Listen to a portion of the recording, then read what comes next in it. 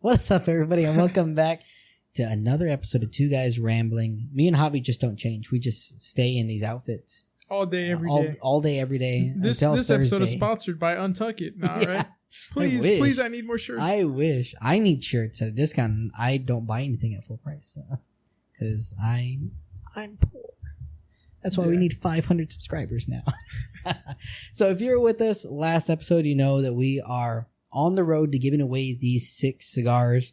We talked about them in the last episode. So if you haven't seen the last episode, make sure you go watch the last episode. Make sure you like it. Make sure you comment. Make sure you subscribe on it. So that way you get a chance to win these 6 premium cigars. The David and Goliath, I'm pretty sure you can't even buy anymore. What? I'm pretty sure you can't find them anymore. I don't know where. Don't tell me that. I feel like I haven't seen them anywhere. That's because Club poor guy. Look, he's gonna start looking right now because he's panicking. Even though I bought a box. We have the Stinky Pinky, which you definitely can't find anywhere anymore. The Tatawahe you can't find anymore. No, that one definitely super. So those are 3, and the Zeno you can't find anymore. The Opus you still can. The Sober Mesa you still can generally find.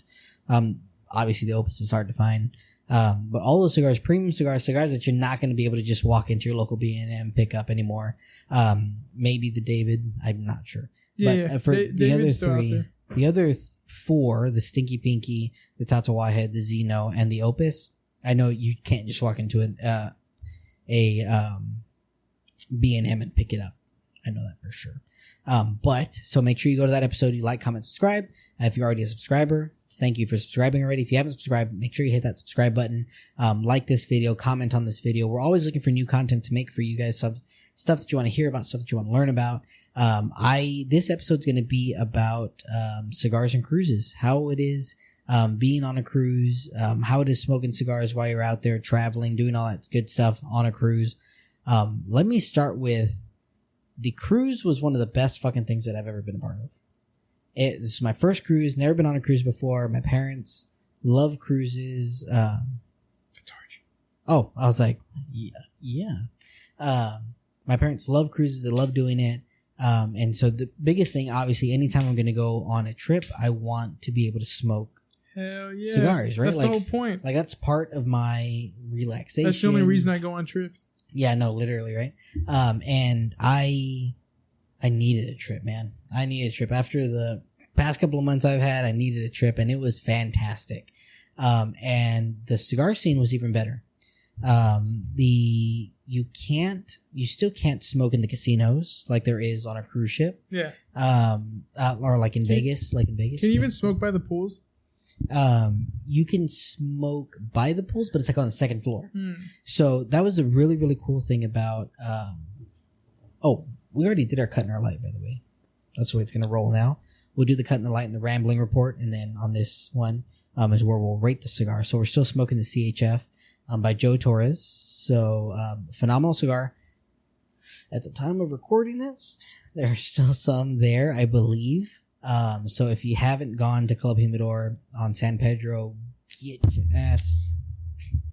ass over there and pick up some of these cigars, because I promise you, you will not be disappointed. Triple Ligero, Nicaraguan cigar, phenomenal taste so far. Wait till the end, because we are going to give it a rating before we get out of here. So make sure you run down to San Pedro and get some of these, because I promise you, you're going to love it. And picks up some of the 113s too, because we did that one while we had when we had Joe on the podcast. So make sure you take a look at that too. But so I took probably about 14 cigars with me on the cruise. I did not smoke very many. Why? Because there is so much to do on a fucking cruise. That was part of the problem. The part of the problem was, like, it's constantly doing something. Me going on this cruise, I was like, man, like, we had 2 days out at sea. I was like, dude, like, there's got to be some point where you get bored, right? Like, some point, like, you're on a hunk of metal in the middle of the ocean. Like, there's got to be a point where, like, there's just, like, you've done everything already, right? Wrong. Absolutely wrong. Like, there is so much to do on the cruise. It is almost overwhelming, because you're, like, watching a show or whatever, right? And you're like, you know what? At the pool deck, like, they're going to have an 80s party. Like, so we like, let's go get a drink and then go over there. And then after the 80s party, they're going to have a Family Feud thing. So let's run over the Family Feud. Or this ship didn't have Family Feud. They had Deal or No Deal. And so, dude, like, giving away free cruises. Free 7-day cruises. Like, if you won this Deal or No Deal thing. Like, it was crazy. Like, it was, there was bingo, there was, like, dance parties, there's a spa, there's pools, food, everything, right? One of the cool things that I was not expecting is that they have a cigar area. So on the back of the ship, on the second level, on the outside, right? It's not the second level. It's what was it, Sean? Like the 11th floor or something like that? I think right. So. It was like the 11th floor, I think it was, of the cruise ship. But for the outside part, it was like the second floor of the outside part. It's covered with windows, and there's ashtrays out, and it's a cigar area. They have smoking areas. This was a cigar smoking area. Literally what it's titled as. And so, like, the view was beautiful. Was there anyone up there or no? There was people up there every day. Every day. So, like, there are avid cigar smokers that go on there and are having a good time, right? Smoking cigars. So that was really cool, too. Seeing other people go and sit down up there. We sat with 2 guys that were sitting up there smoking cigars and stuff like that. And it was really, really cool. I wish I would have smoked more cigars. But it was like you just didn't have time sometimes, dude, because there was so much to do. Fuck that stuff, right? You can cut out time for sure. You can cut out time. And if you did what we did and bought the drink package, like, you always have something good to mix with your cigars, right? Yeah. The thing about everybody's like always determined, like, oh, should I get the drink package or whatever? Because it's 15 drinks a day. And so people are like, man, I'm never going to drink 15 drinks a day, yada, yada, yada, right? You'd be amazed at how easy it is to drink a lot on a cruise. Because it is very easy. But the other thing, too, is that it's not just bottom shelf liquor.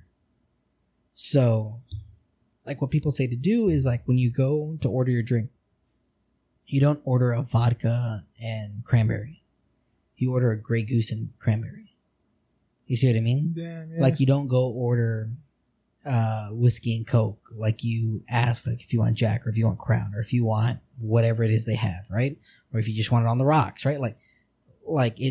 It's 15 drinks a day and each drink can be up to $20. Yeah.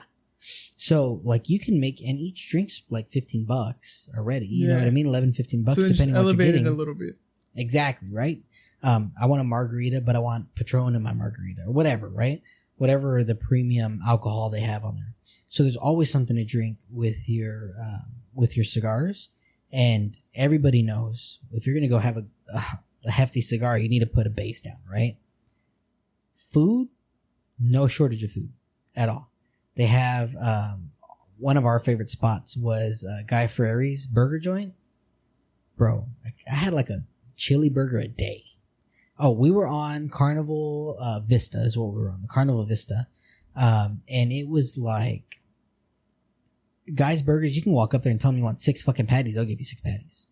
Like, it was crazy. Like, I wasn't expecting, I don't know. I just wasn't expecting any of that. Like, I wasn't expecting, like, literally all you can eat. Almost all you can drink, right? 15 drinks a day. So you can get pretty sloshed on 15 drinks, you know? But it was like, it was such a good time.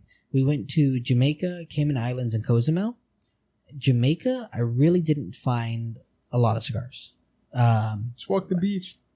Where we were on, it was a private beach though. I got so you didn't have to deal with. You didn't have to deal with like, hey, my cousin, works in a factory. However, they did tell us we were 90 miles from Cuba. Yeah, like it was crazy. Like 90. They're like, yeah, we get because Jamaica and Cuba are cool, right? Yeah. So like they're able to go back and forth, but literally 90 miles from Cuba. Dude. The guy was telling us that they have like clinics here and people from Cuba will come over to teach the Jamaicans, Yeah, like Cuban medicine and stuff like that. But like he was saying that from tip to tip of the island is further away than Jamaica is from Cuba. Damn. Like that's how close Cuba was or whatever, which is crazy. But I really didn't find any Cuban cigars. What I did find though is coffee. Did you buy any? I did. It's called Blue Mountain Coffee, I think is what it is. Bro, talk about like wake you up for days kind of coffee. Like it's really, really good. Really, really strong, really, really good. And you know me, I love coffee and cigars. So as soon as they were talking about it, the guy we had down there, his name was Captain Kirk. Dude, coolest fucking taxi driver or bus driver, whatever you want to call it. Coolest guy, like waited for us at a resort and all kinds of stuff. Really, really cool guy. Gave us a lot of history about the island and the way Jamaican culture is and stuff like that. He was saying like 70% of Jamaicans don't know how to swim. Yeah, they it's like that's not like a leisure thing for them. Damn. Like they're terrified of the water out there and stuff like that. All they do is like fish. Like if they're going out in water, they're fishing is what they're doing. They're not going out there to swim and shit like that. So that was really cool. They did say they have a oh no, I'm jumping ahead. So that was really cool. Cayman Islands is crazy because when they don't let the ships dock on the actual island because it's too shallow. So they dock out, and they get like smaller boats, like boat taxis, and they go and they pick you up on floor 0, which is fucking crazy to see. Mm-hmm. And then you hop on a smaller boat, and that boat taxis you into the island or whatever. Damn. That part of the cruise, simple. Getting back onto the ship, we did have to wait like 45 minutes in a long line. And it's hot and humid, right? These tropical islands, like it's hot and humid. And then you got like a bunch of people trying to cut. Not trying to cut. They were cutting. Oh, yeah. Like, but somebody. A lot of people. Like a family, bro. Like a family. Yeah. Someone almost gets cutting slept? Line. Yeah, someone almost got slept. Yeah, there was like, going back and forth and stuff like that, which is for sure. Cayman Islands, I did buy a Cuban. I bought the Monte Cristo number 2, I think is what it was, or something like that. And it was, I didn't have any like service or anything, so I couldn't look up anything. So I was just going off this guy's words. It was a cigar shop in port, that was obviously offering Cuban cigars, right? So I was like, fuck it, I'll go in and I'll buy one, right? $50. Cubans aren't cheap, right? Like they're not cheap. Everything that I saw about the cigar was really good. Really good. I could not complain about it. I don't know if I should be worried because it was really good, because we know how the Cuban government is, right, with cigars, right? How they're like pushing them out quickly. Mm-hmm. But if you go to Cayman Islands and you're getting off on the port, I highly recommend you checking. Were there other people in there? Like buying? Yeah, for sure. There was a few people. Did they have like a decent inventory or anything? Oh yeah, Cohibas, the Trinidads, Monte Cristos. How much was the Trinidad? I couldn't tell you. Gotcha. I looked at the Cohibas and I looked at the Monte Cristos. How much were the Cohibas? The Cohibas were like 100 a stick. Like 100 a stick, dude. Like for a cigarello, like $25.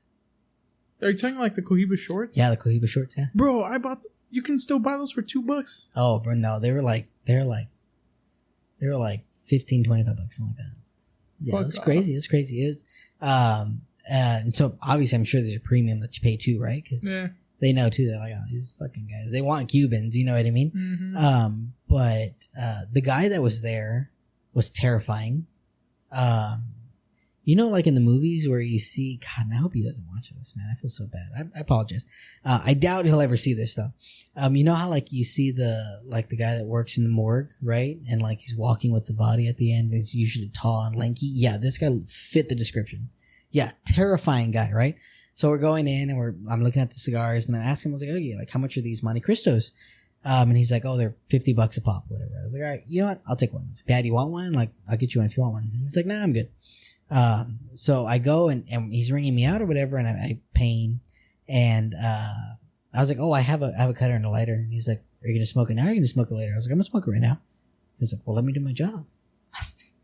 Okay, fuck, my bad, dude. So he cut it for me, lit it really well too. And then I gave him one of Joe's cigars because that's what I had taken off the ship with me to walk around and smoke, because I was smoking on the beaches.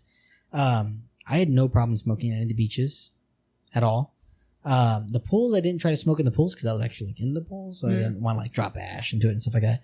We actually got to swim in the largest pool in Jamaica. It was huge. It was massive. Was it deep? Yeah. It got pretty fucking deep in some areas. Not like incredibly deep. It wasn't like 10 feet deep or anything. But it was like 8 feet deep. Like it's the lowest. Okay, you know what I mean? So like it was deep. And so it was a good time. Bro, I hate when there's pools and they're like 4 feet deep. And I'm like, no, nothing like that. Nah. And it wasn't. And there was a swim up bar, and there was like sections to it. It was crazy. It was massive. It was massive. Nice. It was super super cool. That was at the Grand Palladium in Jamaica, and it was like unlimited drinks. It was super cool. And that's unlimited food. They have a really really nice bathroom, like extremely nice super bathroom. funny thing to talk about. Yeah, their gorgeous bathroom though. It's super random, but this is also like I want to say like it's their largest resort in Jamaica as well too. So they pride themselves on it. Cayman Islands was super cool. $1 is 16 Cayman dollars or something like that. Oh, nope, I'm lying to you. It's eight over there. In Mexico, $1 16 pesos. Guess what the gas prices are like over there in Jamaica? $7 a gallon. Yeah. US dollars? Yeah, US dollars. It's 200 Jamaican.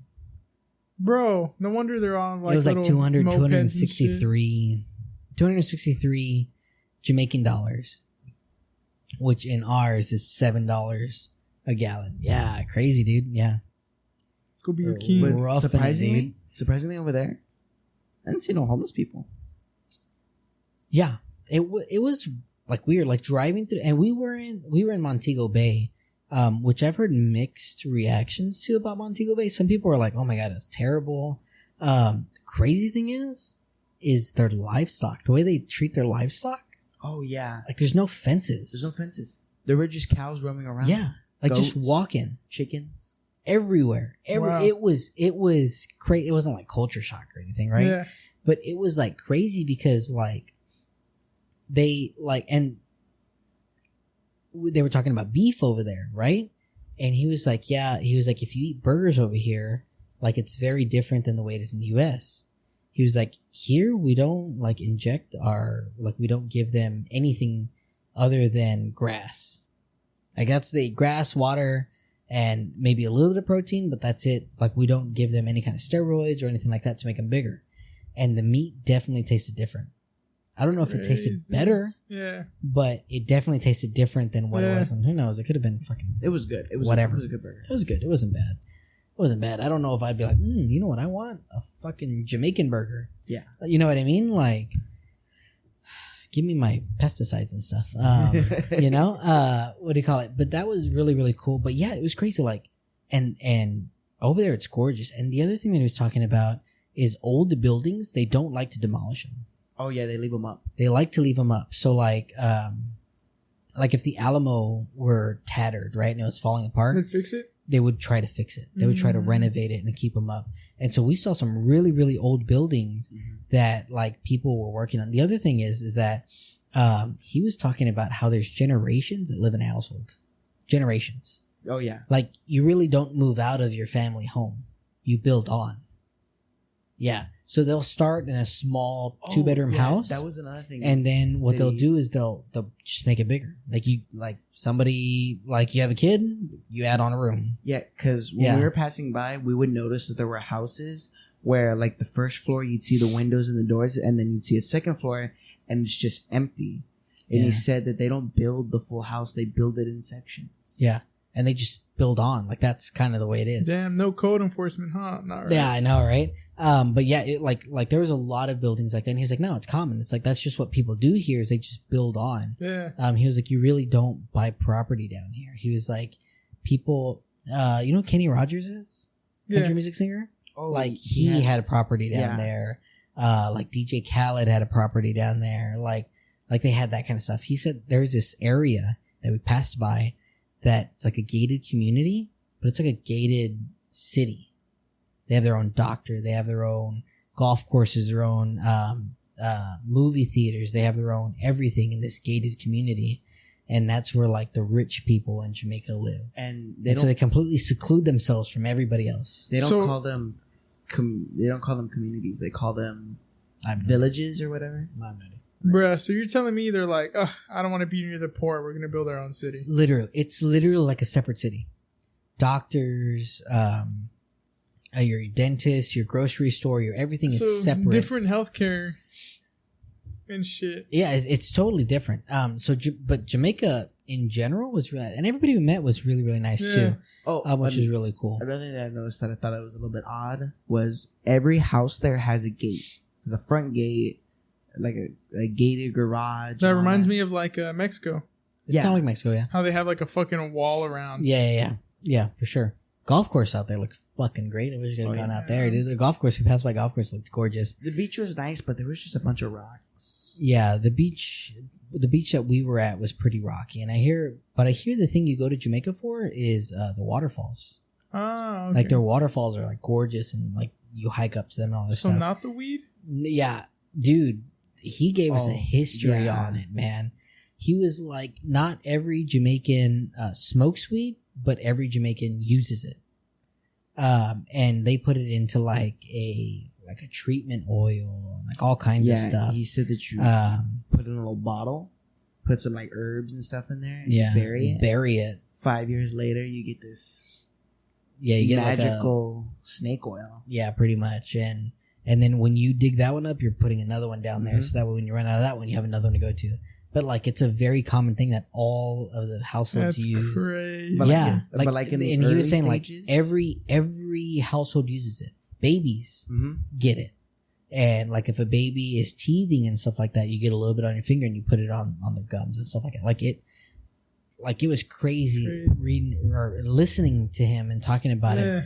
And so that was really cool. He was telling us that how when they were first starting to establish the use of it, that like everything was all out of whack. They made a law where it was every person can have 2 or 3 marijuana plants, right?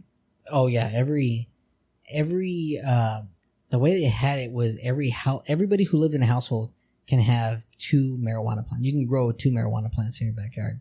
And so again, they lived generationally, right? Yeah, 20 people in a house. Exactly. So you had like 40 plants in the back. You know, bro. Exactly. And so they had to like cut back on that, and they had to say like, no, a household is limited to X amount of marijuana plants and stuff like that. Don't they just have like a guy who they can go to? Or yeah. Well, over there it's so. And this is the crazy part. It's not legal.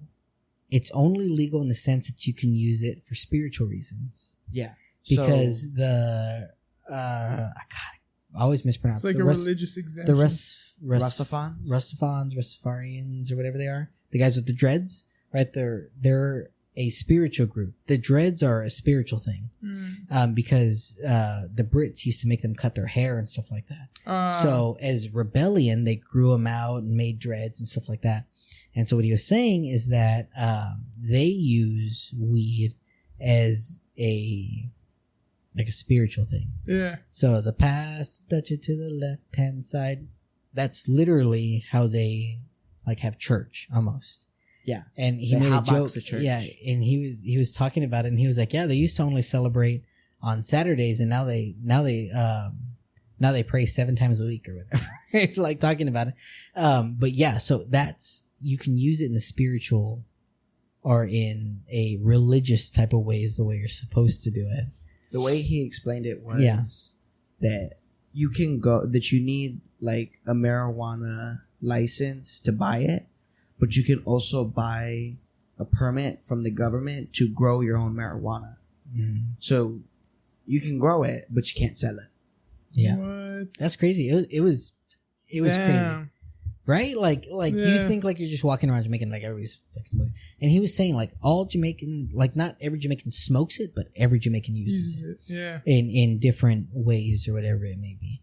And so that was super cool. It was cool listening to the history and stuff like that. And when we asked him too, we were like, hey, like, do you ever want to leave Jamaica?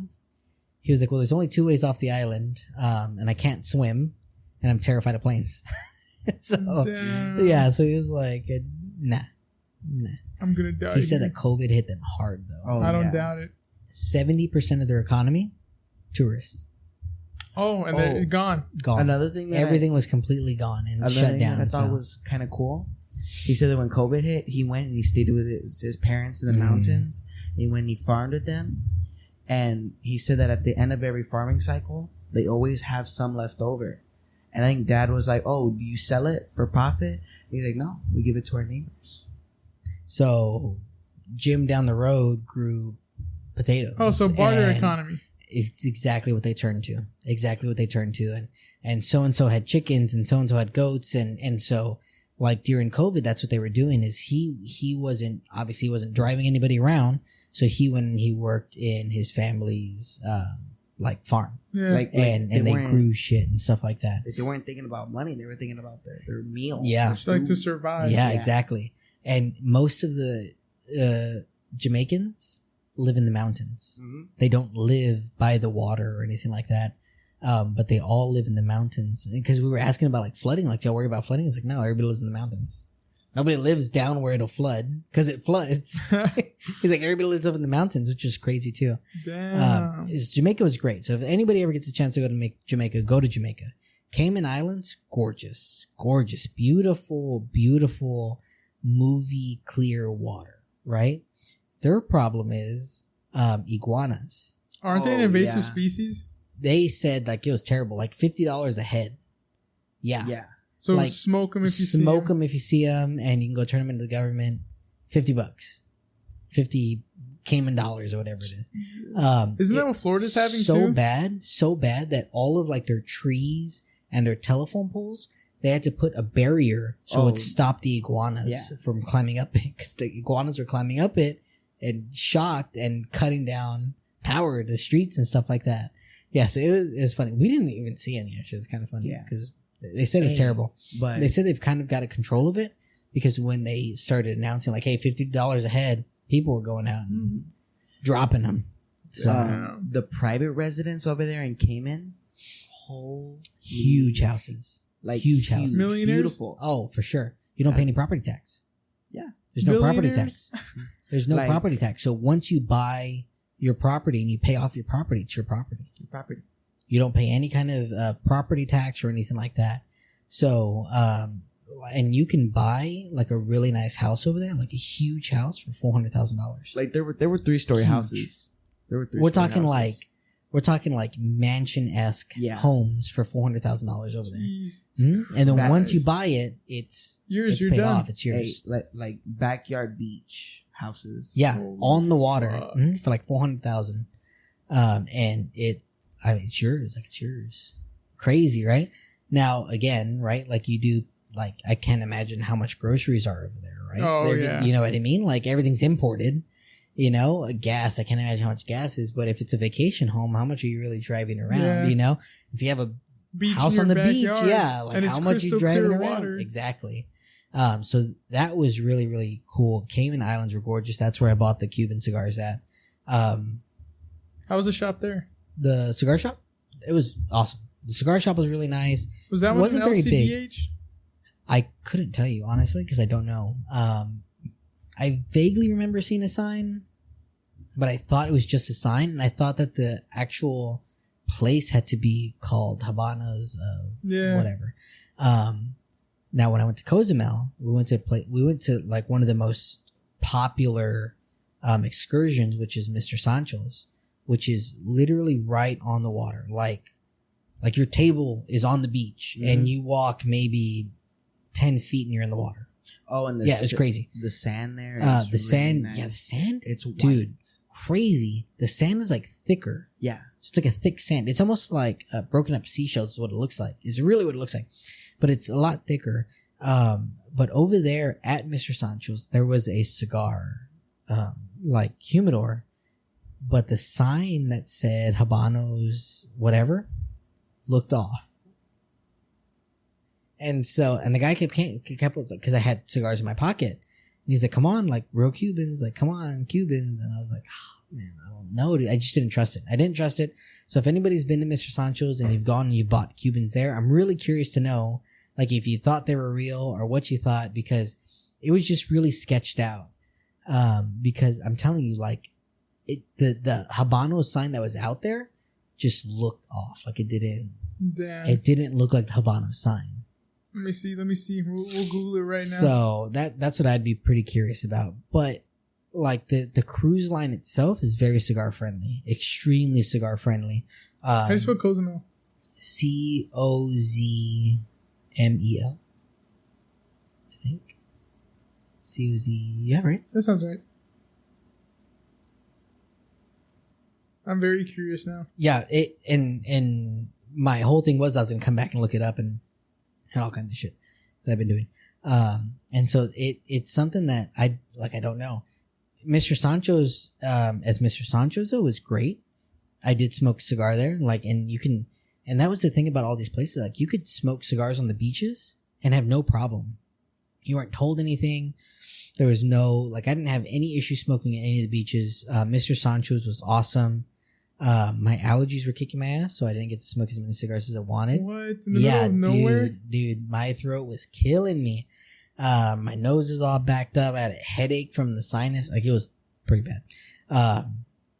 But it was chilling out on the beach, smoking a cigar in Mexico.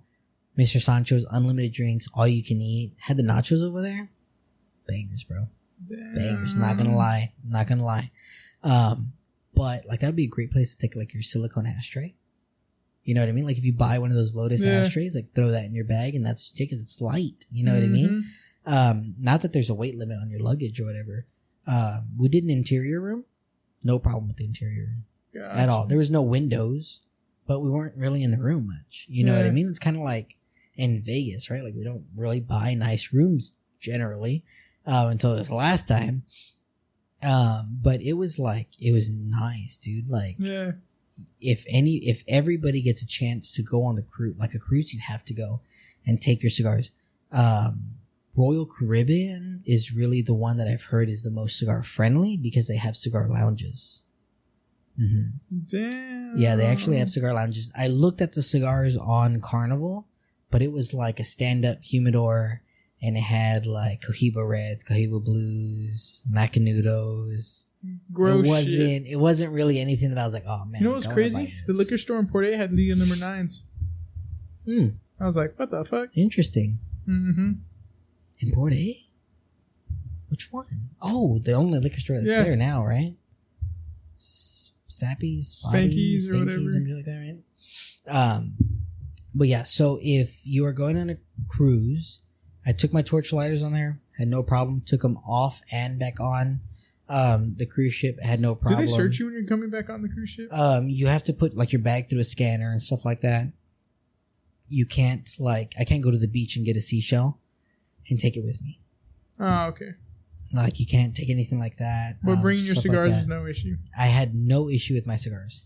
And there was every single time we got off the boat, I had cigars. Every single time I got back on, I had cigars.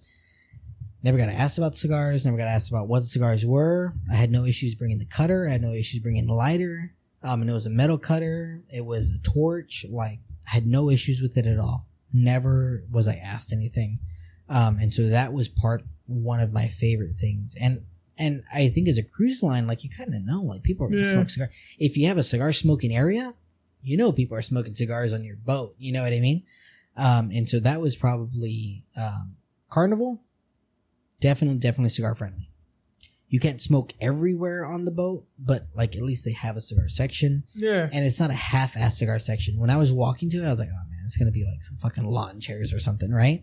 Nope. Beautiful black and red chairs, umbrellas covering them. Every place had an ashtray where you can sit.